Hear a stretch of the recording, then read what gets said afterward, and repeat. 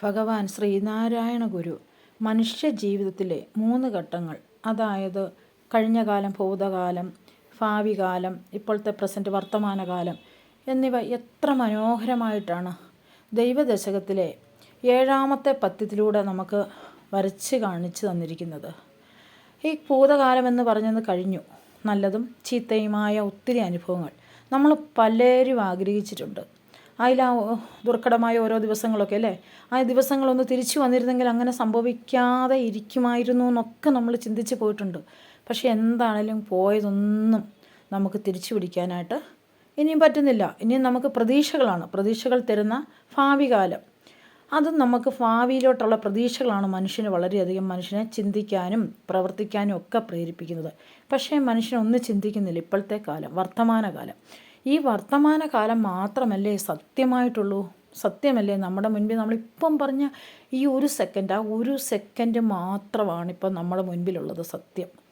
ഇങ്ങനെയുള്ള അറിവ്, ഈ അറിവാണ് ഈശ്വരൻ എന്ന നമ്മുടെ ഭാരത സങ്കല്പം. അറിവിനെ പൂജിക്കുന്ന ഏക സംസ്കാരമാണ് ഭാരത സങ്കല്പം, ഭാരത സംസ്കാരം. അപ്പോൾ ഇതൊക്കെ നോക്കുമ്പോൾ നമുക്ക് ആ 7ാമത്തെ പദ്യത്തിൽ ഭഗവാൻ എന്താണ് പറയുന്നത്?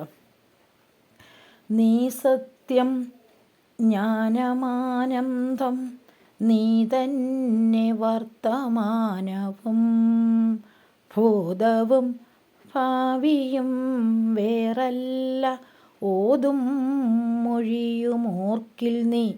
അല്ലയോ ദൈവമേ, ഈ ലോകത്തിൽ നിത്യസത്യമായിട്ടുള്ളതും അറിവായും ആനന്ദമായും ഞങ്ങളിൽ എന്നും പ്രകാശിക്കുന്നതും ഭഗവാൻ മാത്രമാണ്. ഭൂതം, ഭാവി, വർത്തമാനം എന്നീ 3 കാലങ്ങൾക്ക് കാരണക്കാരനും അങ്ങ് തന്നെയാണ്. അക്ഷരങ്ങളും വാക്കുകളും എല്ലാം ഭഗവാനാണ്. എല്ലാം സത്യസ്വരൂപനാകയാൽ സത്യം മാത്രമേ പറയാവൂ. അറിവ് ആണ് പ്രകാശം. ഈ പ്രകാശം തന്നെയാണ് ദൈവം. ഇതാണ്. അതുകൊണ്ട് സന്തോഷത്തോടുകൂടി എല്ലാവരും ജീവിക്കണമെന്നും പരമാവധി ദുഃഖമുണ്ടാക്കുന്നതൊന്നും ചെയ്യരുതെന്നും ഒക്കെയാണ് ഭഗവാൻ ഇതിലൂടെ പറയുന്നത്.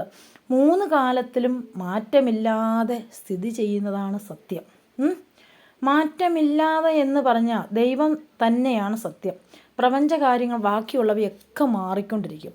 നമ്മളൊരു ഉദാഹരണം പറയുകയാണെങ്കിലേ, ഈ സ്വർണം വെച്ച് നമുക്ക് കൊലുസുണ്ടാക്കാം, കമ്മലുണ്ടാക്കാം, മാലയുണ്ടാക്കാം, വളയുണ്ടാക്കാം, മോതിരമുണ്ടാക്കാം. പക്ഷേ ഇവയിലെല്ലാം അടങ്ങിയിരിക്കുന്ന സ്വർണ്ണമില്ലേ, അതെല്ലാം ഒന്നു തന്നെയല്ലേ? അതുതന്നെയാണ് ഈശ്വരൻ. വിവിധ രൂപത്തിലും വിവിധ ഭാവത്തിലുമൊക്കെ നമ്മൾ കാണുന്നു എന്ന് മാത്രമേ ഉള്ളൂ. നമ്മുടെ കാലങ്ങൾ, നമ്മൾ സൂര്യൻ ഉദിച്ച് അസ്തമിക്കുമ്പോൾ ഒരു ദിവസമായി. നമ്മൾ ദിവസം, മിനിറ്റ്, മണിക്കൂറ്, അങ്ങനെ ആഴ്ച, മാസമൊക്കെ നമ്മൾ ഉണ്ടാക്കിയതാണിതെല്ലാം.